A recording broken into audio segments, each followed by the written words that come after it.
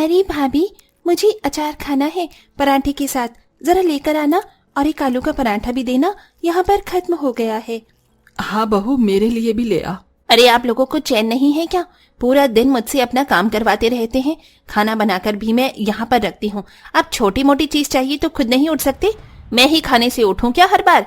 माँ जी, अब आप देवा जी की शादी कर दो जल्दी से, ताकि मेरा काम में हाथ बटाने वाली आ जाए। मैं अब और काम नहीं कर सकती घर का, मुझे भी आराम चाहिए होता है।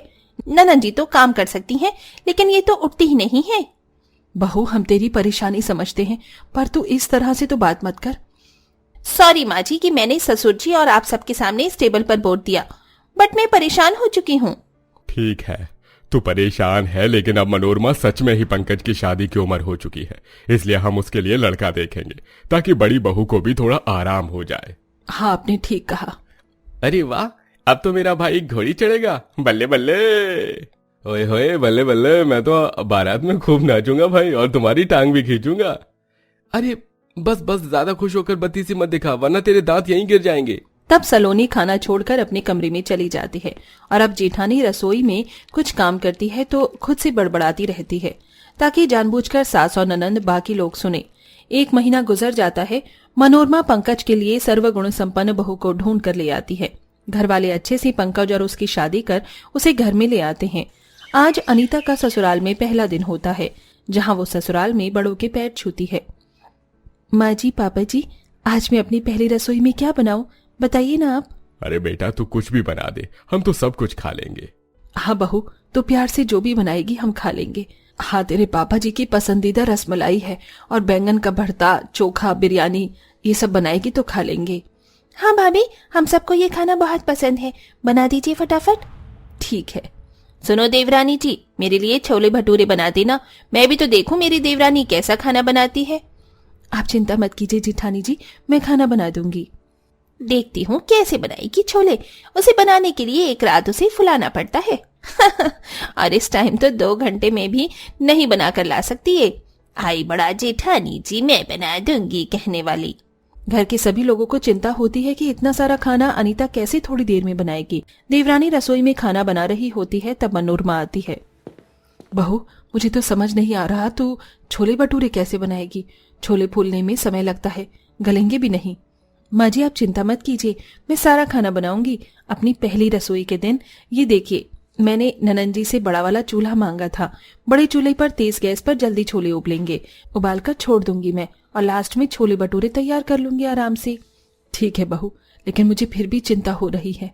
ये कहकर सास चली जाती है और सुरीली चिढ़ रही होती है। 2 घंटे में ही अनीता सारा खाना बनाकर तैयार कर लेती है और डाइनिंग टेबल पर लगाती है। डाइनिंग टेबल पर छोले भटूरे देख सुरीली दंग रह जाती है, और जब सब घर वाले खाना खाते हैं तो उंगली चाटते रह जाते हैं। अरे वाह बहू, सच बता रहा हूँ, इतना बढ़िया खाना मैंने कभी नहीं खाया।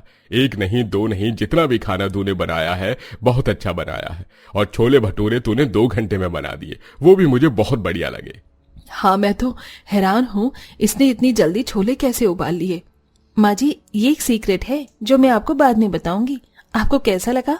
भाभी, उनसे पूछकर आप क्या करोगे?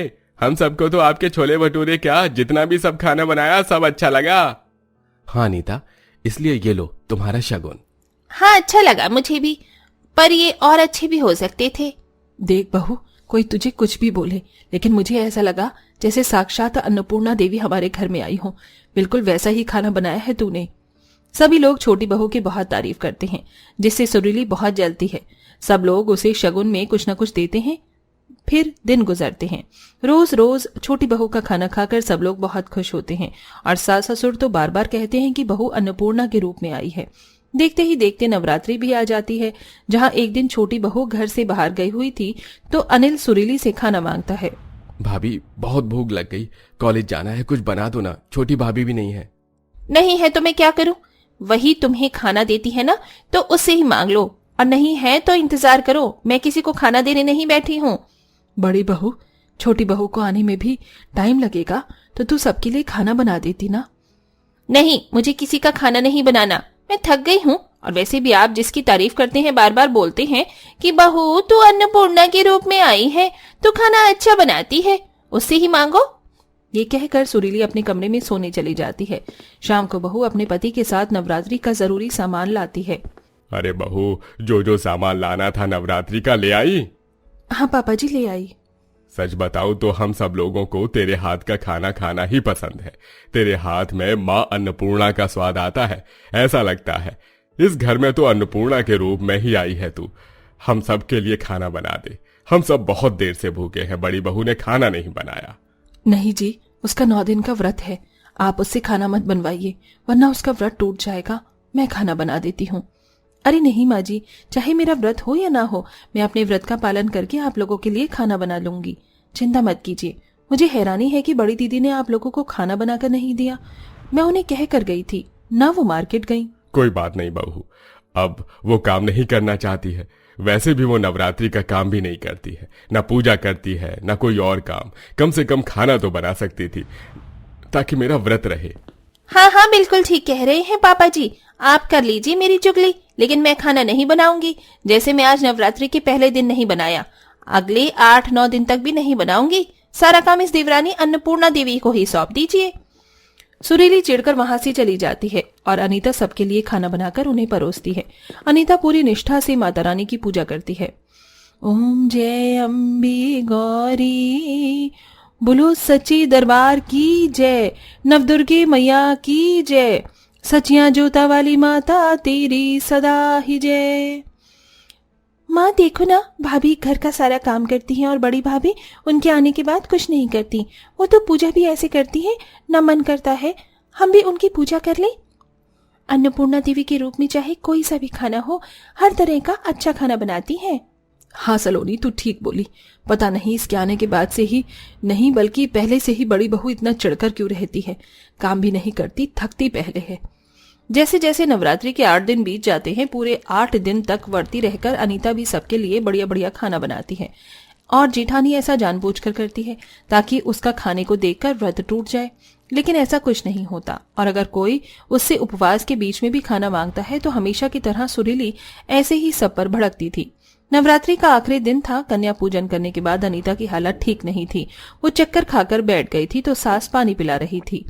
हे भगवान बहू, तू अपना बिल्कुल ख्याल नहीं रखती। मैंने कहा था तुझे कि थोड़ा फल खा ले, पानी पी ले, लेकिन नहीं, तूने 9 दिन तक निर्जला व्रत रखा है।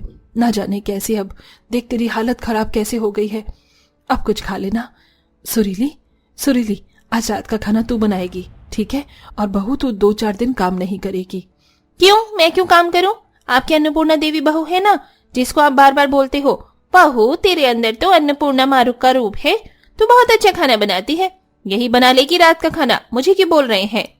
बस बड़ी बहू, अब मैं छोटी बहू के बारे में एक लफ्ज नहीं सुनूंगा। इतने दिन से तुझे देख रहा हूँ। मैंने कहा चल नवरात्रि है, कुछ नहीं कहना, पर आज तूने हद पार कर दी। तुझे दिखाई नहीं देता अनीता बहू की तबीयत कितनी खराब है? हम सब जानते हैं। जानबूझकर तूने उसके व्रत में भी अच्छा अच्छा खाना उसे बनवाया ताकि उसका जी ललचाए, फिर भी वो खाना बनाती रही। और आज जब उसकी हालत खराब है तो तेरे से रात का खाना नहीं बनाया जा रहा। इतनी कब बदल गई तू? अजी आपने बिल्कुल ठीक कहा। मैं भी अब बड़ी बहू की ये सारी बातें बर्दाश्त नहीं कर सकती। अगर तुझे कोई काम नहीं करना, हर चीज में कमी निकालनी है, मेरी बहू को परेशान करना है, तो तू अपने मायके चली जा। वैसे भी तू कुछ नहीं करती, हम सब उसका ख्याल भी रख लेंगे और वो हमारा रख लेगी। जब तू कोई काम ही नहीं करती तो तेरी तारीफ कैसे करे? ऐसा तो नहीं है कि हम जानबूझकर ऐसा कर रहे हैं, लेकिन तूने जो जानबूझकर किया है ना, इतने दिनों तक हमने सब देखा है। हाँ भाभी, आप सच में बहुत मतलबी हो, घमंडी हो। एक बार भी आपको उनकी चिंता नहीं हुई जो आपने छोटी भाभी के साथ किया है? अगर वही वो सब आपके साथ करती तो आपको कैसा लगता? जरा खुद बताओ। हाँ भाभी, जो हो गया उसे भूल जाइए आप सब लोग। प्लीज आप बड़ी जेठानी जी को कुछ मत कहिए। देखा, बोल नहीं पा रही लेकिन फिर भी तेरा पक्ष ले रही है। यही फर्क है तुझ में और उसमें। इसके बाद सब लोग सुरीली को अकेला छोड़कर अनीता का ख्याल रखते हैं। जब 4 दिन तक कोई भी उससे बात नहीं करता तो उसे अपनी गलती का एहसास होता है और वो खुद कहती है, अनीता, तुम छोटी हो और घर में नई बहू बनकर आई थी। मैंने तुम्हारा साथ देने की जगह तुम्हें भी परेशान कर दिया और आप सब लोगों से भी बदतमीजी की है। मुझे अपनी गलती का एहसास हो गया है। आप सब मुझे माफ कर दीजिए। माँ जी, मैं मायके नहीं जाना चाहती। काश इतने दिन में तेरी अकल ठिकाने आ गई हो। इसके बाद सुरीली बराबर घर का काम करके सबका छोटी बहू की तरह ही ख्याल रखती है। फिर देवरानी जिठानी बहनों की तरह रहने लगती हैं। दोस्तों, आपको हमारी ये अजीब जिठानी कैसी लगी हमें कमेंट करके जरूर बताएं।